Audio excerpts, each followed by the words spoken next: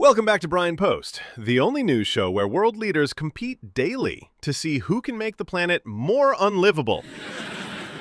And we sit back with popcorn and sarcasm. Today's headlines are so ridiculous, they read like rejected movie plots. But nope, this is real life. Russia allegedly jamming the radar of an EU leader's plane because air safety is just a Western conspiracy. Modi and Putin meet on the sidelines of a summit, while the US sends India a love letter written entirely in tariffs.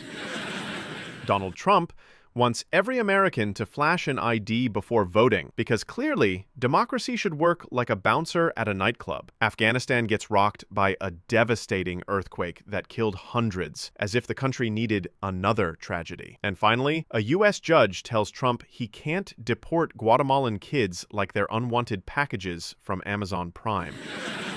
Stick around, because the transitions will be smoother than Putin denying, well, everything. Let's start with Russia, because where else would global dysfunction begin? Reports say Moscow may have jammed the radar of an EU leader's plane.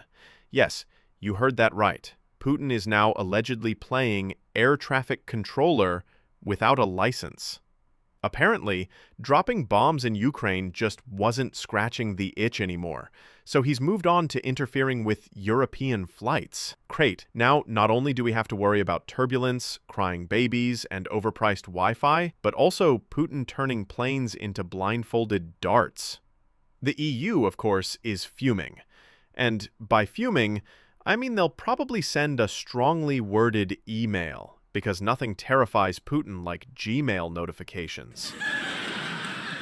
And speaking of powerful men getting a little too cozy with Putin, let's swing over to India. Modi and Putin summit. On the sidelines of a summit, India's Prime Minister, Narendra Modi, shook hands with Putin like they were old college buddies reuniting at a bar. Meanwhile, the US slapped India with steep tariffs, because nothing says special partnership like an economic chokehold.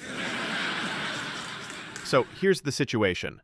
Modi gets a friendly photo op with Putin, who's basically the world's most wanted man, and then gets a fat invoice from Washington. Balance of diplomacy? More like choosing which parent you want to disappoint at Christmas.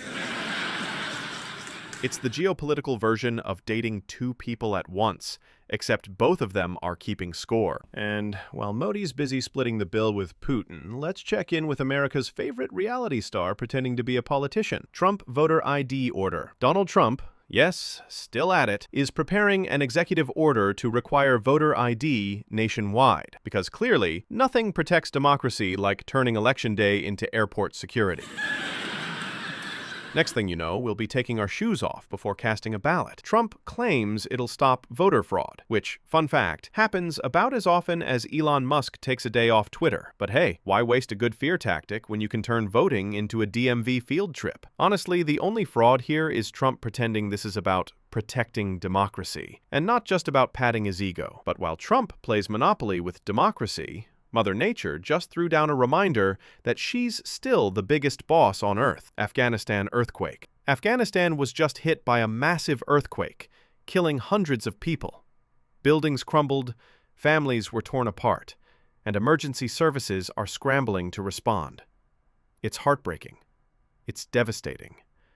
And it's a reminder that sometimes the deadliest blows don't come from politics or wars, but from the ground beneath us. The tragedy highlights just how fragile Afghanistan already is, given the endless wars, poverty, and instability. International aid is trickling in, slower than your Uber Eats driver when they get lost, but still, people are desperate for help. It's one of those moments when the world should drop the politics and just step up. But, don't hold your breath. And speaking of people desperate, let's head back to Washington, where Trump just got smacked with a big fat nope from a federal judge. Judge blocks Trump deportation move. A U.S. federal judge just blocked the Trump administration's attempt to deport Guatemalan children. The judge basically told Trump's team, listen, this is a courtroom, not FedEx. You can't just ship kids back like return packages. And honestly, thank God. Because apparently, someone had to remind the former president that immigration policy does not mean treating children like unwanted Amazon orders. It's a small win, but hey, in Trump's America, any shred of sanity counts as a miracle. And that's your news roundup, folks. Russia jamming plane radars like a bad DJ, Modi trying to balance Putin and Biden like a circus act, Trump turning voting into a nightclub ID check, Afghanistan facing tragedy yet again, and a judge reminding Trump that, shocker, kids aren't cargo. If this roller coaster of global chaos gave you whiplash, smash that like button harder than the US slaps tariffs on India. And hit subscribe, because if Putin can keep interrupting planes, the least you can do is let me interrupt your YouTube feed.